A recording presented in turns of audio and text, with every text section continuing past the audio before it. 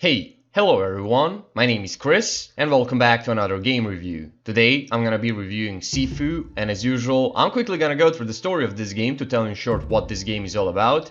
Then I'm gonna share my own opinions and thoughts about this game, so in case you didn't play it, one big spoiler alert across the screen, and yeah, just click away from this video to avoid spoilers and come back after you play a game if you want to, guys. If you don't want to, you don't have to, it's totally okay. But if you really are interested in my opinions and thoughts about this game right now, then stay with me till the end of this video and let's get started.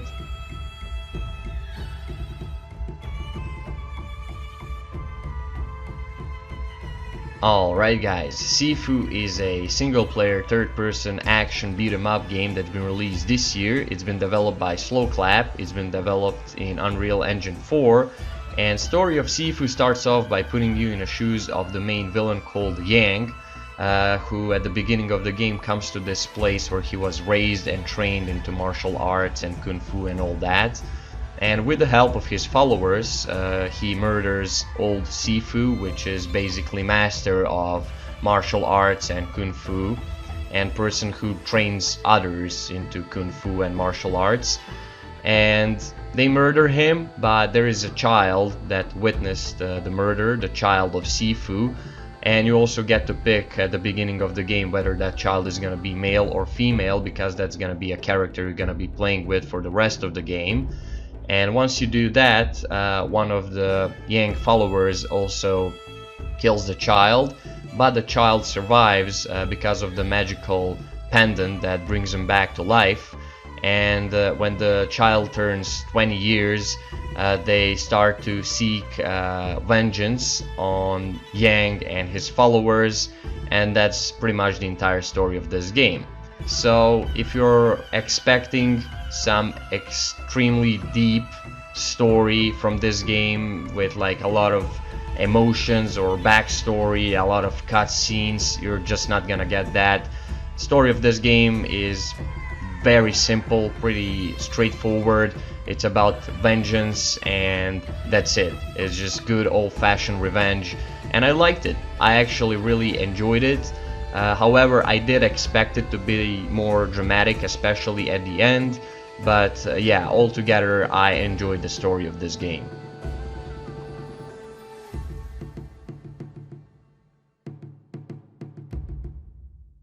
Alright, let's move on to the main and absolutely the best part of this game, which is its gameplay. Now, whoever came up with the level and gameplay design for this game is a pure genius. Honestly guys, this game has so many innovative, fresh, unique, new features that I have never seen in a game like this ever before. It's so fun, it's so smooth, the way everything works, the way everything feels. It was just pure fucking masterpiece of a gameplay. Honestly guys, I loved every single second of it.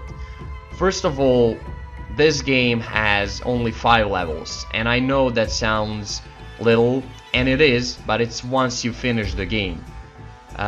First time you play this game, it's gonna be so fucking hard and so fucking challenging. Oh boy, trust me, you're gonna lose a lot of nerves playing this game, actually finishing it for the first time. So you can finish this game in like an hour and a half, 2 hours, but that's if you know what you're doing and if you already finished the game earlier. But the first time you play it, you can put like 10 to 15 or even more hours into this game without any problems. So trust me, there is a lot to play in this game, and there is a lot of things you can play around with, and it's really unique beat-em-up game. It's really something different and innovating I haven't seen in this genre ever before. Now, the most interesting feature for me in this game is aging. Now, when you start the first level in this game, your character is gonna be 20 years old, and now each time you die in this game, you can resurrect because of that magical pendant that your character has, and each time you resurrect, you get older. So if you die once, you're gonna age for 1 year. So if you were 20 and when you die, you're gonna be 21. And if you die again, your death counter will add up. So you're gonna have 2 deaths, and those 2 deaths will add to your age. So if you were 21, now you're gonna be 23.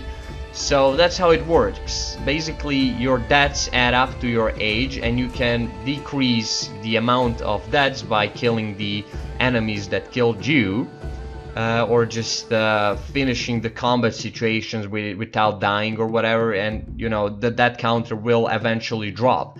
So what you want to do is try to not die, basically, and stay as younger as possible through the entire game. Now the thing is, once you age, you cannot go back, obviously, and you can see your character through the game progressively getting older. You can see him physically get older, you know, he'll grow beard, and eventually that beard will go white, and his hair will go white eventually, and very long until you like reach age of 60, 70, and then in the end you are that old Sifu sensei kung fu master. And the entire game really feels like something from those old Jackie Chan movies where you just get into a room and beat the shit out of everyone. It's so fun, it's so smooth. The combat in this game is one of the smoothest I have ever seen in the beat 'em up genre.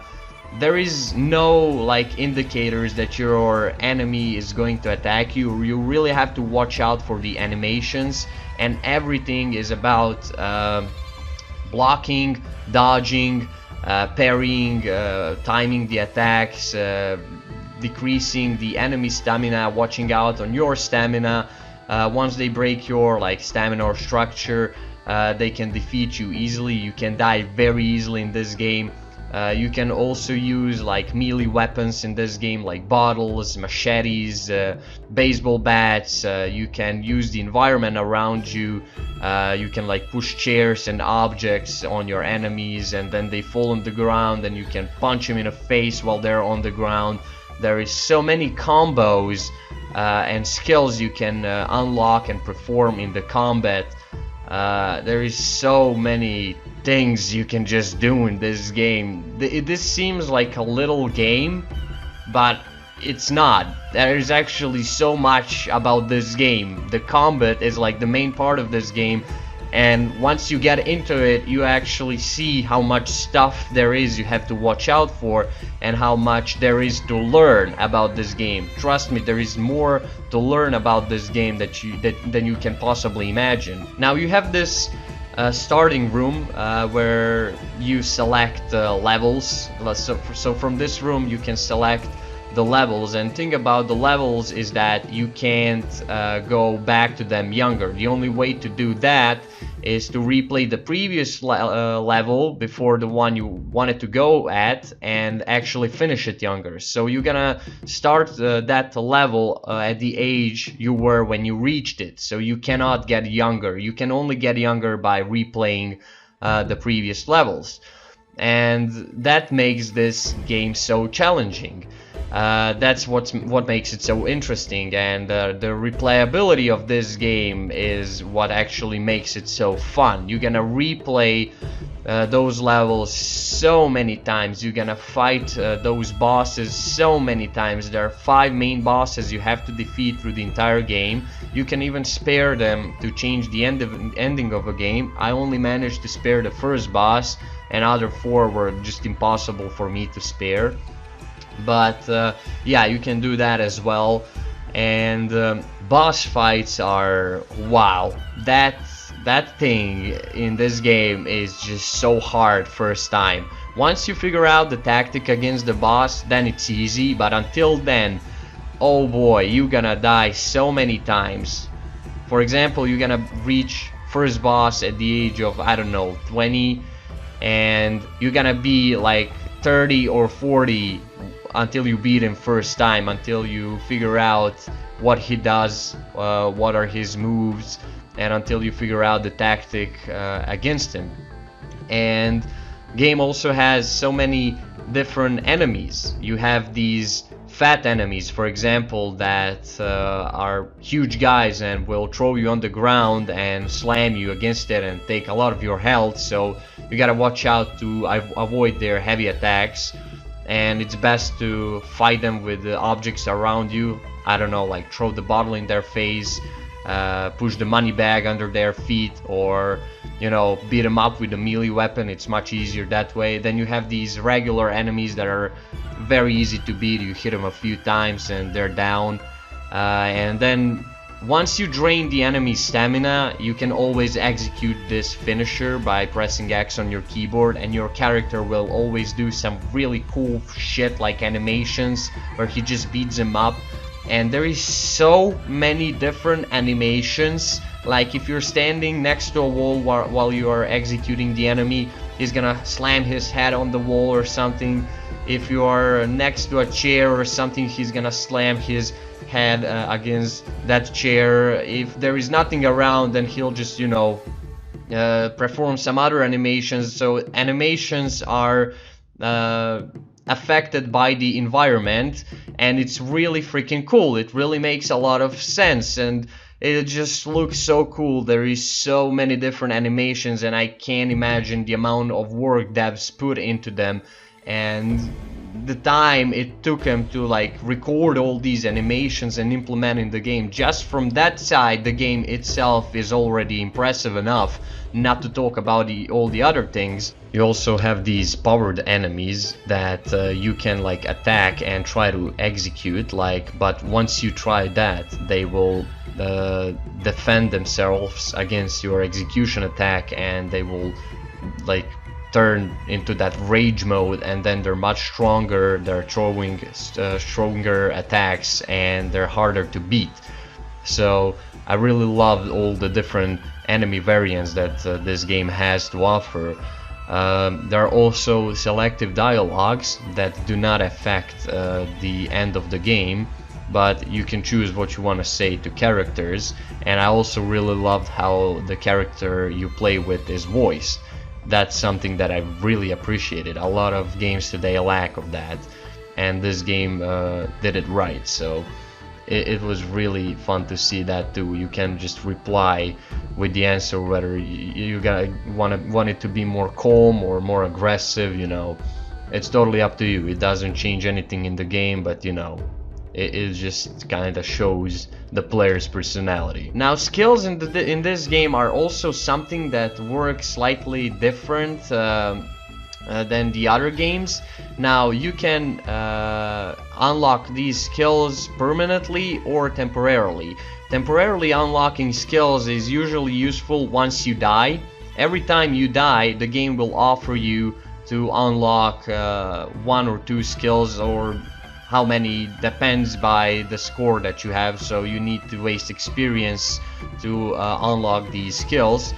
And when you temporarily unlock these skills, you have them until you either restart the level or die completely in the game. But once you permanently unlock that skill, it's unlocked forever. So you can even restart the level or die completely, and you're always gonna have that skill. And this game has so many skills. You have skills for melee weapons, skills for like focus, where you can perform these special attacks that take down your enemy to the ground or whatever, these special hits.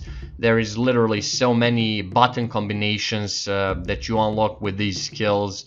There is so many different moves you can do and perform. It's just crazy the amount of details and moves and everything they invested in this game. You also have a training ground in that starting room where you can like train against the AI. You can change its behavior to passive or aggressive, so you can like check out all the combos, make sure you learn how to use them in combat. You know, you also have 3 types of melee weapons that you usually have through the game, like 2-handed, and then you have 2 one-handed weapons.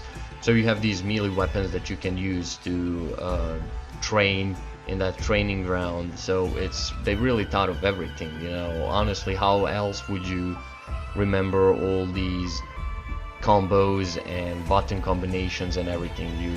They had to put something where you can like train and memorize all that. So it's really freaking cool.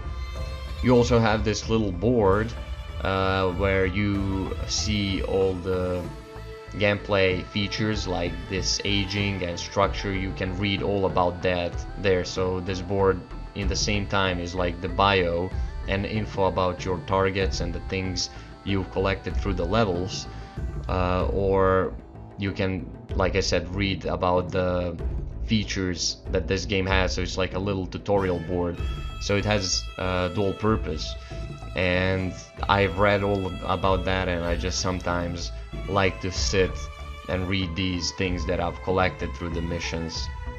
It's really fun and unique. I also forgot to mention that you have shrines that you can find in this game. So on each level you can find these shrines, which basically allow you to boost your stats, so you can increase your health upon the takedown, you can increase your stamina, you can increase the weapon damage, and each time you find this shrine it's gonna fill your health to max. So it's in the same time like a little resting point and a place where you can buy your skills and upgrade your stats for the character. Also, game has some really cool moments when it switches from 3D to 2D, and that's something I was really surprised to see. It was so interesting, and I later figured out on the internet that they actually tributed with some of the scenes from this game to some scenes in the movies.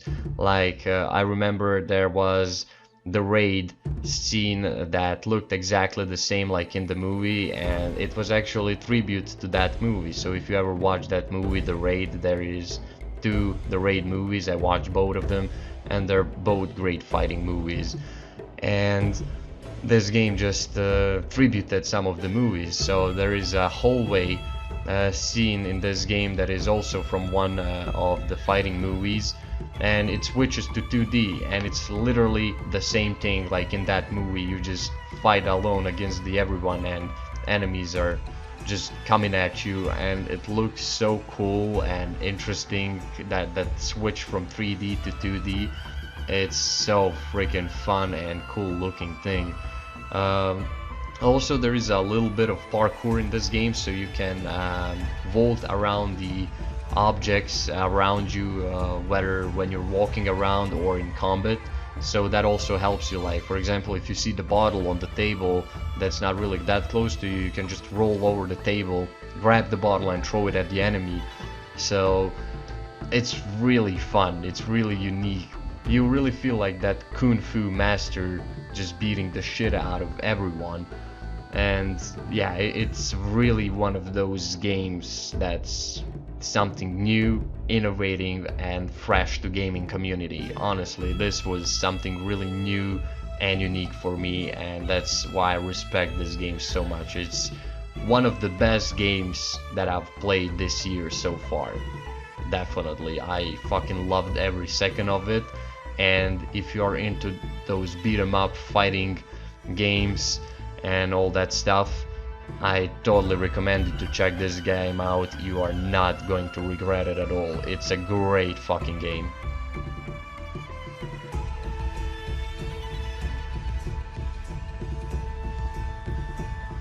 Alright, for the end, as usual, let's talk about graphics and optimization of Sifu. Now, graphics are something that's really nice and interesting for me to see in this game as well, because everything is like art style.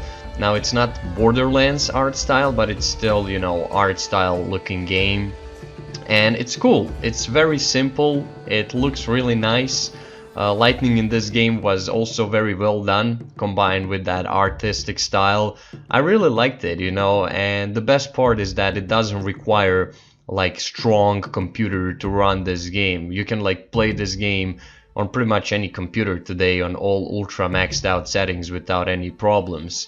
And the game is perfectly optimized. I haven't encountered any game breaking bugs or glitches, no sound or visual glitches, not anything. Everything works smoothly.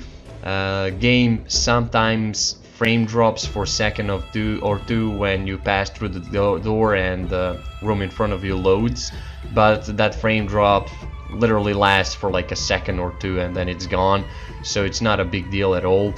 Otherwise, there is no like frame drops or anything. The game worked for me smoothly in 60 plus FPS on all ultra maxed out settings on 1080p resolution. And these are my PC specs. My CPU is Ryzen 7 3700X 3.60 GHz 8-core processor.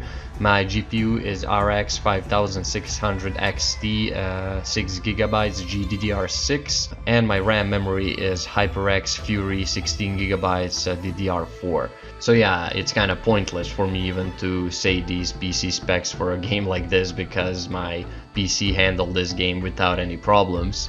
But yeah, altogether it's a really unique design, graphically and visually, you know. It was very interesting and something fun to see, and something you don't really see in today a lot in games. So it was definitely fun and unique, and I totally recommend it to check this game out if you are a fan of like fighting, adventure, action games. You know, this is definitely a game for you. This is one of those must-play games because it's truly a masterpiece in every way. Just its unique design and innovative features are by themselves the reason to play this game. You know, it's something really different, and just that for me is the reason why you should play this game. If you enjoyed this game review, guys, then go ahead and leave a like, share, comment, or subscribe if you want to. If you don't want to, you don't have to, it's totally okay. You can also join my Chris Facebook group, link is down below in the description. So join if you want. If you don't want to, you don't have to. I post all kind of stuff over there. So yeah, let me know down below in the comments what are your opinions and thoughts on Sifu. Did you play it? Do you plan on playing it? And yeah, that's it. Thank you for watching. I appreciate all of your support and everything you've done for me and my channel so far. You're amazing, guys. I love you, and I'll definitely see you in the next videos. Chris out.